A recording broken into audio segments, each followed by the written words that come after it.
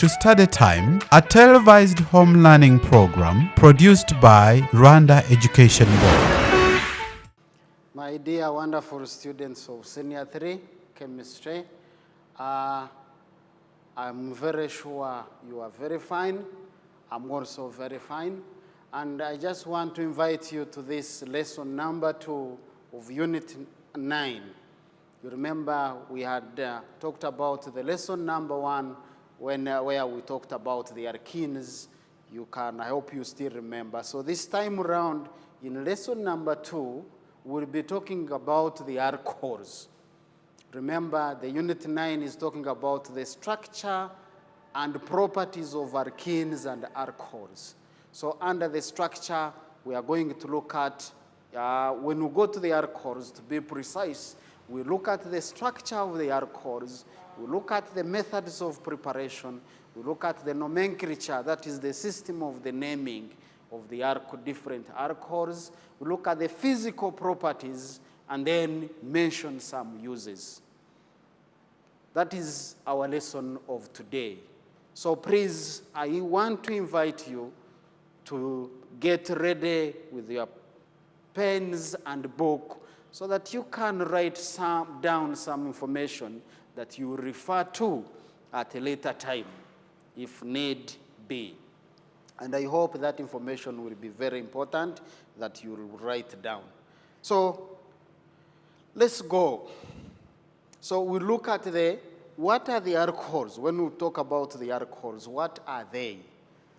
So these alcohols, they are a group of family of compounds, a group of organic compounds, I beg your pardon, a group of organic compounds, like a family of the compounds, like we looked at the alkanes, we looked at the alkenes, and now we are looking at the alcohols. Those are the families which we refer to as homologous series.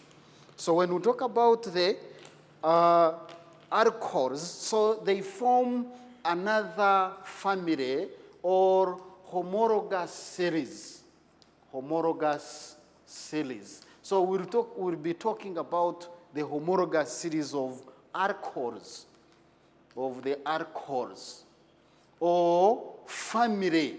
We can just mention the word family. So it is a family or group of compounds with the same functional group. You remember the functional group for alkenes? I'm sure you do.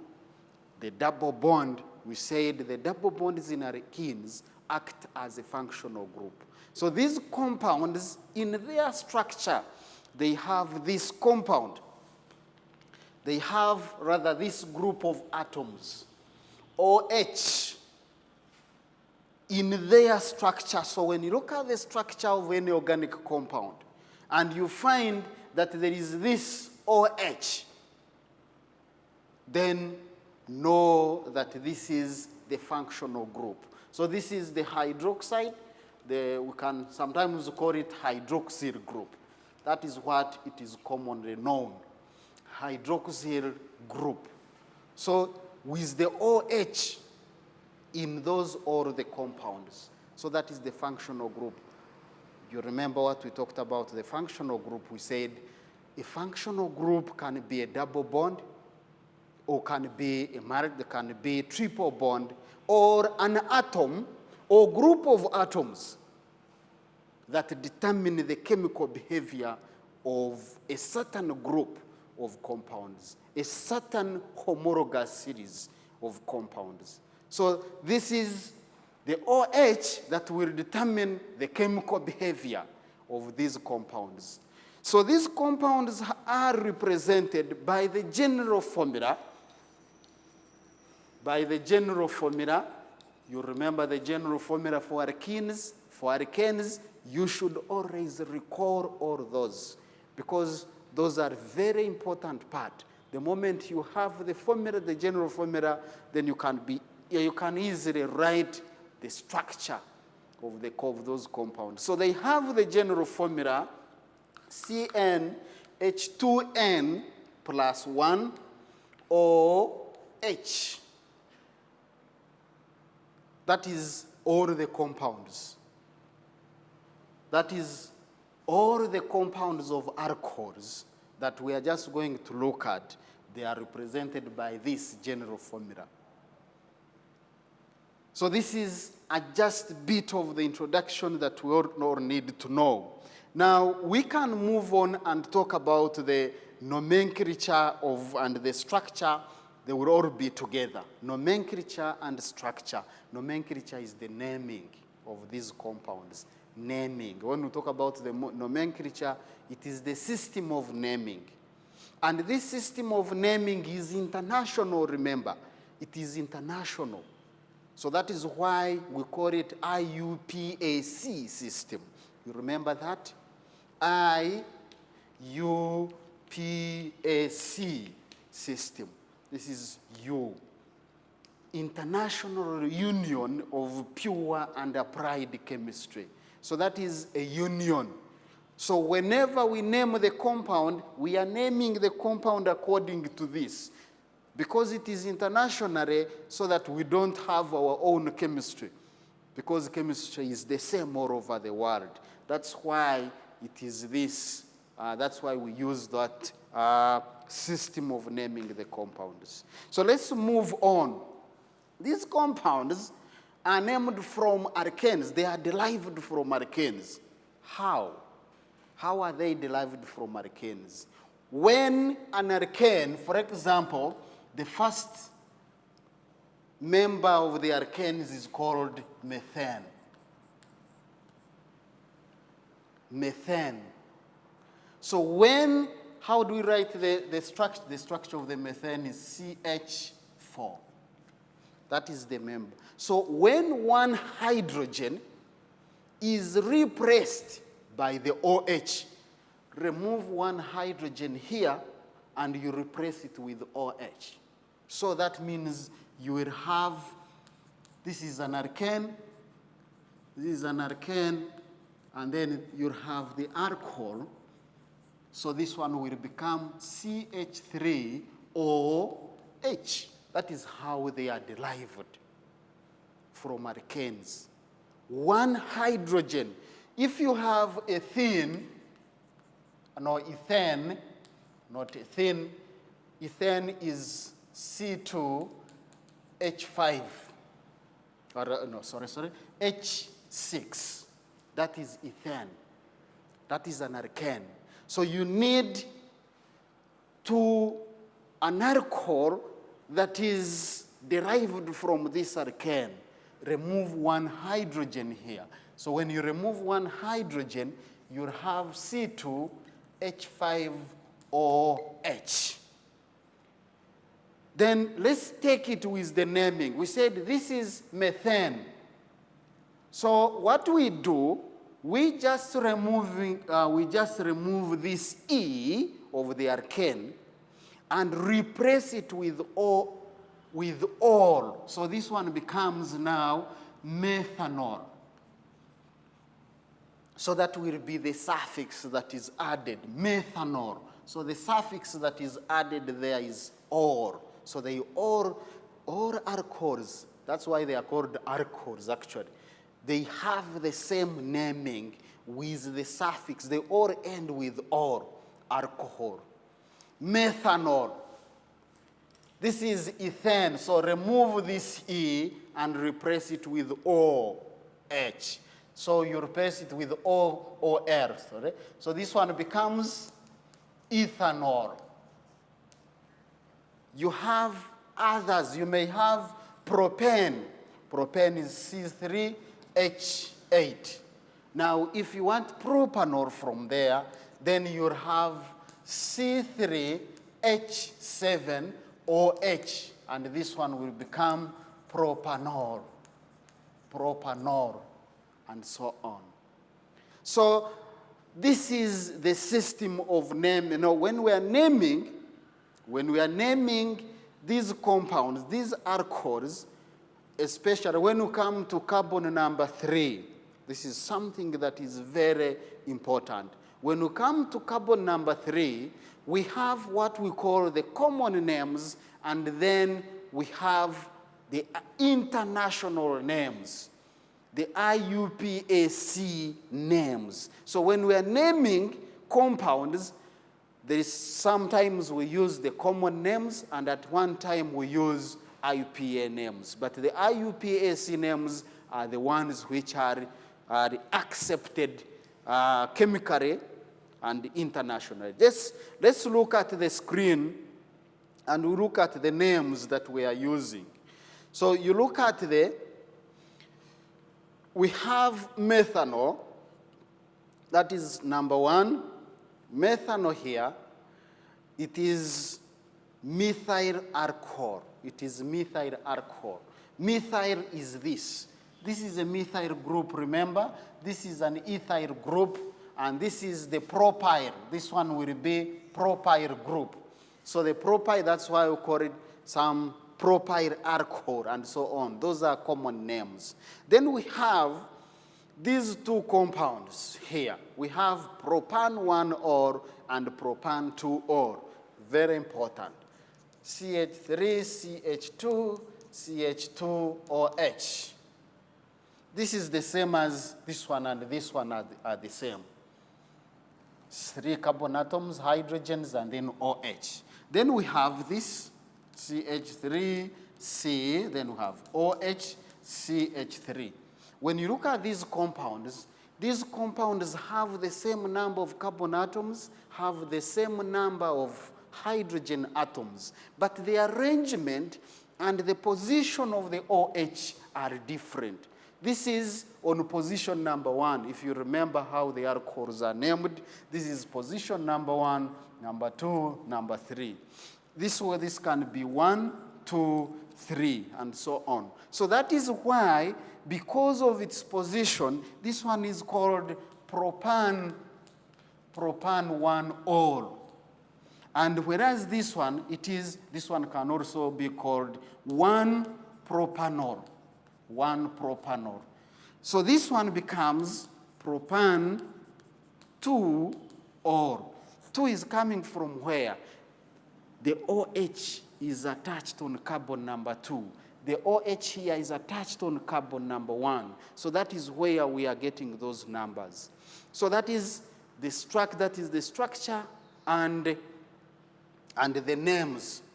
The structure and the names according to that. So we may have another one. Maybe if we have CH3, CH, maybe we have CH3, we may have even a branch, CH3, like this. So what you do, you need to choose the longest chain. The rules of naming alkanes still apply even in other compounds. So you choose the longest chain, number 1, number 2, number 3. So when you look at this compound, the base name will be propane, but it has the branch on carbon number 2. This is one branch, and this one is also another branch, which is OH, the functional group. So what do we do? So it will be 2-methyl. 2-methyl, if you remember the rules of naming the alkanes, then this one becomes very simple. 2-methyl, propan-2-or. Or you can say, this one can also be written as 2-methyl, 2-propanol. 2-propanol, like that. So that is the naming as it is required. So we look at the preparation. Ethanol is a very important chemical.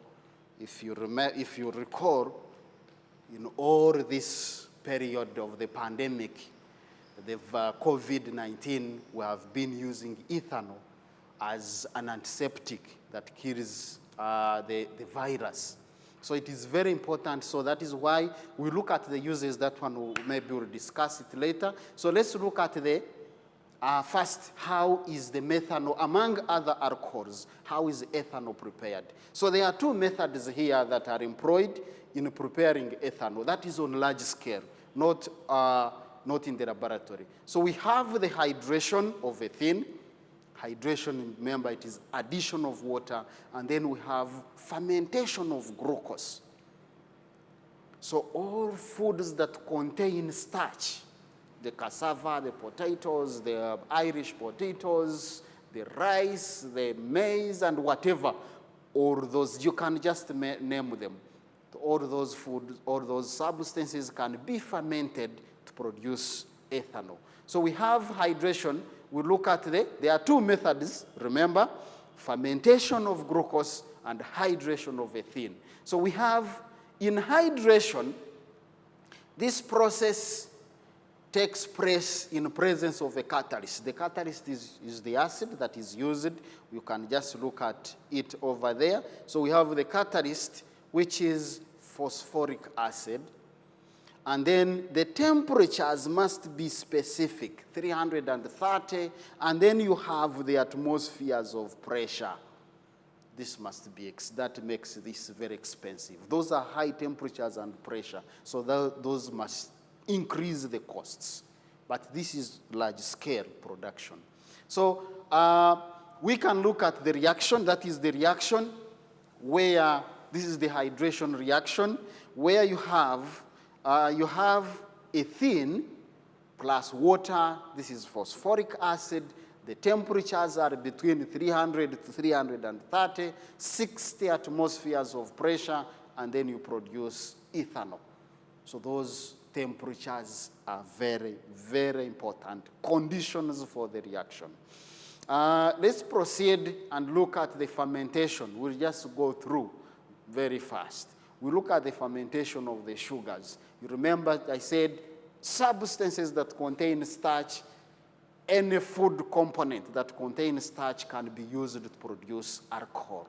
So you can't say, I don't have this and that. So you can use any food that contains starch. Maize, potatoes, the Irish and sweet ones. You can use the sugar cane. That is the most commonly used. So during the fermentation of sugar, starch is dissolved in water and yeast is added. That is an enzyme, so that is acting as a catalyst. The mixture is then fermented between 15 to 35 degrees Celsius with the absence of oxygen. So it is anaerobic respiration. It takes place in absence of the oxygen. So the temperatures must be between this, because beyond the high temperatures, the enzymes are denatured. So that is why the temperatures have to be controlled. Yeast contains the enzyme. I've already mentioned that. And I said high temperatures will can denature or can destroy the action of the enzyme. Yeast respire anaerobically. I mentioned that this process does not take place in the presence of oxygen, because yeast respires anaerobically. It is anaerobic respiration. It takes place without the oxygen. So that is the reaction. You have the glucose combining with the enzyme, which is we said yeast. It produces carbon dioxide and ethanol. The yeast are killed off once the concentration, so the concentration of alcohol also kills the ethanol. So what does that mean? It means that the reaction has to be restarted again and again. So you remove the contents of the products and then replace them with other new contents. So the reaction is not a continuous process. We'll look at that one later. Fermentation is anaerobic. We have already mentioned that one. We don't need to mention it. And we have mentioned about how the percentage, the concentration of the alcohol in the solution also destroys the yeast. And that is why the contents, the raw materials have to be repressed from time to time. It is non-continuous process. Fractional distillation can also be used. So it has to be distilled. And when you distill, then you get the higher concentration of the alcohols. That is either brandy, you have whisks, you have wines. Those are highly concentrated because of the distillation. You have vodka, you have all that stuff of the types of beers or alcohols that contains ethanol. So we look at the the difference between these two processes. We have hydration, and then we have fermentation. Hydration, as I mentioned, it is a complex process, a complex setup required because it is even expensive. But the fermentation, this one can be even done in home. In homes, that is very possible. Uses non-renewable resources, non-renewable. Substances cannot be regrown. They are not renewable. They cannot be regrown. They are used and finished off. But for the fermentation, the raw materials are renewable. When you use sugar, you can grow as more sugar, potatoes, maize, and so on. Those are renewable substances. That's what makes fermentation process a bit simpler and cheaper. Continuous process, and therefore, this one which is continuous is more effective than the other one which is the batch. The batch, because of so many components in it, then it is removed and the reaction is restarted many times, and that makes it inefficient. It is very fast, the hydration is very fast, and this one is very slow because the fermentation can take even a week, and therefore you have to consider that one. And many other, so you can look at them, raw temperatures, high temperatures. You have carbon dioxide, which is a greenhouse, no carbon dioxide here. So we are comparing which one is the best to use. But remember, those are all industrial processes. So we talk about the physical properties. Physical state and order. Alcohols exist as liquids. I think you have never seen alcohol in a solid form. If they exist, they are those ones with very high molecular masses. So they exist with a distinct order. A distinct order, a very unique characteristic order. So it is not, the smell is different from other liquids. Solubility, they are very soluble in water. They dissolve in water. And they also dissolve in other organic compounds. They are non-conductors. They don't conduct electricity at all. And they are very neutral to litmus paper. They are like water. They are neither acidic nor basic. So those are some of the physical properties. And the boiling point will depend on the mass. It will depend on the mass, the molecular mass of the substance. The mass goes with the number of carbon atoms. As we can see in the table here, the table is summarizing for us. It is talking about these are alcohols, the melting points, the boiling points, the densities are also increasing, the solubility is also decreasing. As the number of carbon atoms decreases, the solubility, as the number of carbon atoms increases, the solubility decreases. That is something very important that you should know. So that is why we have soluble, soluble, soluble, fairly soluble, fairly soluble. So as you go down, you will have insoluble. That is what we are mentioning now. The boiling point also in that order. As the carbon atoms increases, the boiling point will also increase in that order. So you should always remember that the boiling points, the melting points, the density are increased, the boiling points and the melting points and density are increasing, whereas the solubility is decreasing, depending on that. So things that you need to remember that we have talked about. You need to remember the functional group of these alcohols. You need to remember the general formula of these compounds, and then you need to remember how these compounds are named. Remember, we have said that they all have the same functional group, which is OH as the functional group. Remember the methods of preparation. We have talked about the two methods. We talked about the hydration of ethene, and then we talked about the fermentation of sugars.